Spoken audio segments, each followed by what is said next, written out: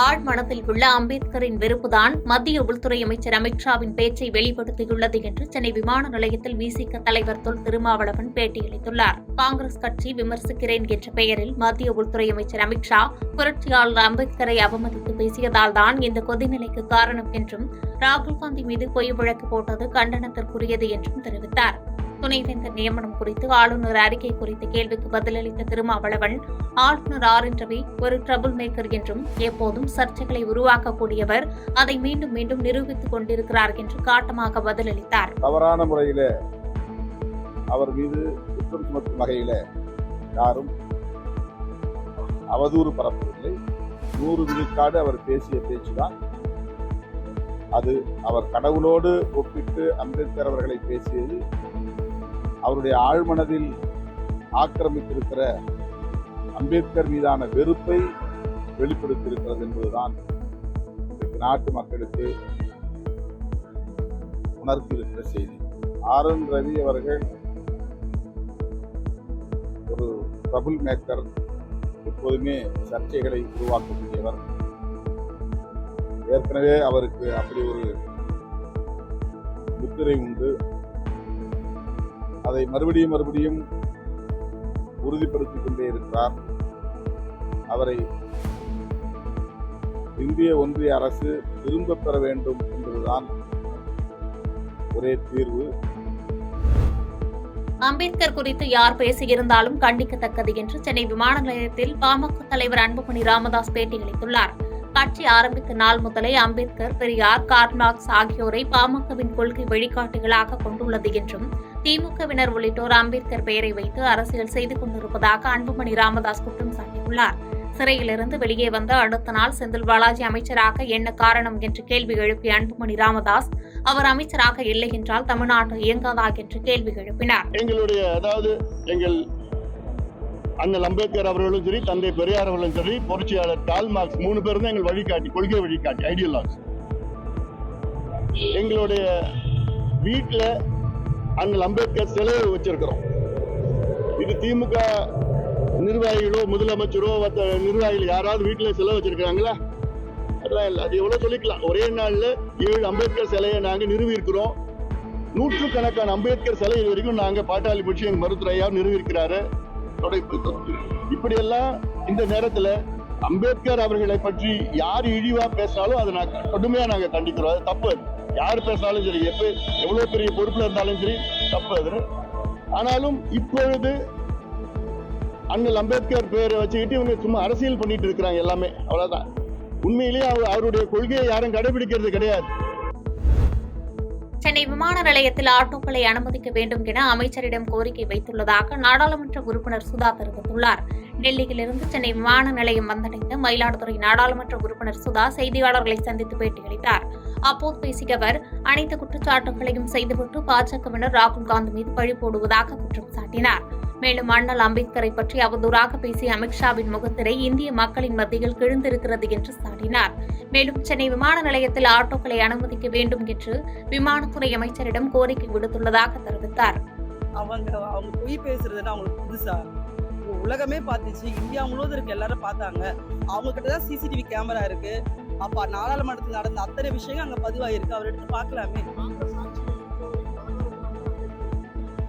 பொய்யா அண்ணல் அம்பேத்கரை பற்றி மிகவும் அசிங்கமாக மோசமாக பேசிய அமித்ஷாவின் முகத்திரை இன்றைக்கு இந்திய மக்களின் மத்தியில் கிழிந்திருக்கிறது.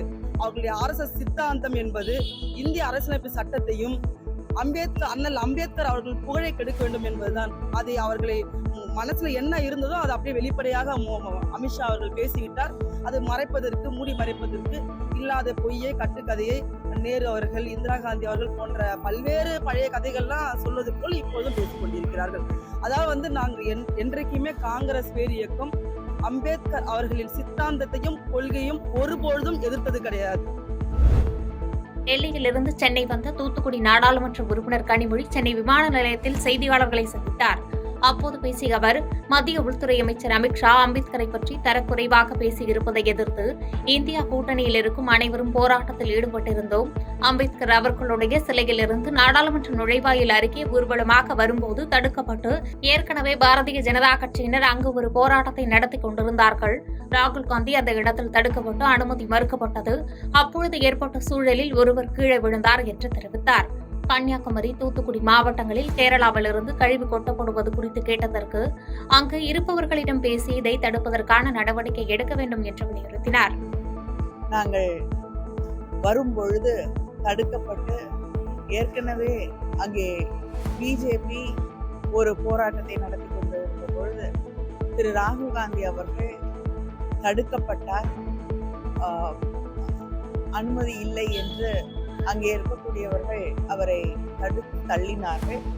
அப்பொழுது ஏற்பட்ட அங்கே இருக்கக்கூடிய ஒரு சூழலில் ஒருவர் கீழே விழுந்தார்.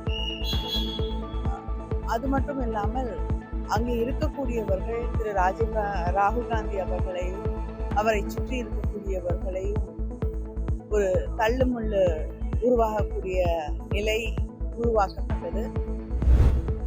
பாஜக அரசுக்கு எதிராக பேசினால்தான் தமிழகத்தில் வாக்கு விழும் என்று நடிகர் விஜயும் நினைத்து பேசுவதாக ஹெச் ராஜா விமர்சித்து பேசியுள்ளார். சிவகங்கை மாவட்டம் காரைக்குடியில் பாஜக மூத்த தலைவர் ஹெச் ராஜா செய்தியாளர்களை சந்தித்தார். அப்போது பேசிய அவர், பாஜக அரசுக்கு எதிராக பேசினால்தான் தமிழகத்தில் வாக்கு விழும் என்று மற்றவர்கள் நினைத்து பேசுவதை போன்று நடிகர் விஜயும் பேசுகிறார் என குற்றம் சாட்டினார். மேலும் தமிழக அரசியலில் நடிகர் விஜய் ஒரு பிரம்மை என்றும் தமிழக அரசு அம்பேத்கரை வைத்து நாடகம் ஆடுகிறது என்றும் விமர்சனம் செய்தார்.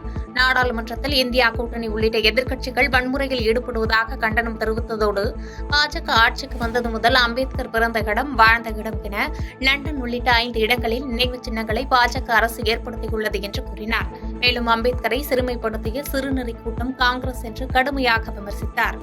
நான் என்ன சொல்றேன், விஜயோட அரசியல் தமிழ்நாட்டில் ஒரு பிரமை இருக்கு.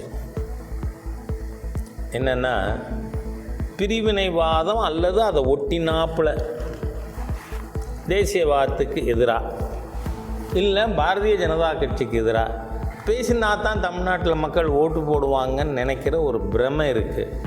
அதனால் விஜய் வந்ததுலேருந்து பார்த்தா நீட்டுக்கு எதிராங்கிறாரு. தமிழ்நாட்டில் தாங்க அதிகமான மக்கள் நீட்டு எழுதுகிறாங்க. அதோடு இல்லை, நீட்டை கொண்டு வந்தது யார்? நீட்டு பில்லை பார்லிமெண்ட்டில் மூவ் பண்ணது காந்தி செல்வன், திமுக அமைச்சர். ஃபஸ்ட்டு நீட் எக்ஸாமினேஷன் எப்போ நடந்தது? 2013. திமுக, காங்கிரஸ், ஐக்கிய முற்போக்கு கூட்டணி அரசு இருக்கிறத நீங்கள் நடத்தினது. அதில் எள்ளு முனையாளர் மேலே நாங்கள் ஏதாவது பண்ணியிருக்கோமா?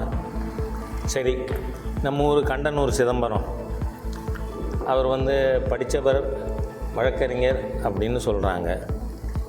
உச்ச நீதிமன்ற தீர்ப்பின் மூலமாக நீட் அமலில் இருக்குது. பிஜேபி கொண்டு வரல, நீங்கள் கொண்டீங்க. அதை சுப்ரீம் கோர்ட் ஹேஸ் அப்ஹெல்டு. பாதகம் செய்பவரை கண்டால் நாம் பயங்கொள்ளலாகாது பாப்பா, மோதி மிதித்து விடு பாப்பா, அவர் முகத்தில் உமிழ்ந்து விடு பாப்பா.